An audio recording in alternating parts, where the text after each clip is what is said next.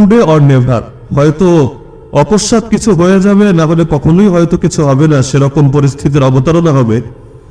সব জরুরি কাজটাজ ফেলে তাড়াতাড়ি চলে আসলাম যে এই বিজয়ে শরীক থাকতে হবে। আলহামদুলিল্লাহ এয়ারপোর্টে নামলাম, আর নেমেই শুনলাম যারা পালানোর পালিয়ে গিয়েছে, এমনকি এয়ারপোর্টের মধ্যে অনেক পুরুষকেও পেলাম বোরকা পরে ভেতরে ঢুকে কোন রকম যান বাঁচানোর চেষ্টা করেছে। আলহামদুলিল্লাহ এখন তো মনে হচ্ছে যে আমরাও আমাদের লক্ষ্যের দিকে এক ধাপ এগিয়ে গেলাম। মক্কা থেকে হাবাসায় আসলাম, আর একটা ধাপ এগিয়ে গেলেই মদিনায় পৌঁছবো ইনশাআল্লাহ।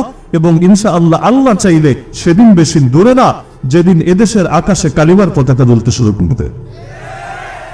তো যে আয়াত আমি ফুটবল মধ্যে পাঠ করেছি, রব্বুল আলামিন এই আয়াতের মধ্যে মুসলমানদেরকে মৌলিক 4টা দিক নির্দেশনা দিয়েছেন। রব্বুল আলামিন বলেন, আল্লাযীনা ইম্মাক্কানাহুম ফিল আরদ, আরে আমার বান্দা তো তারা যাদেরকে পৃথিবীর মধ্যে আমি যদি ক্ষমতা দেই, ক্ষমতা দেওয়ার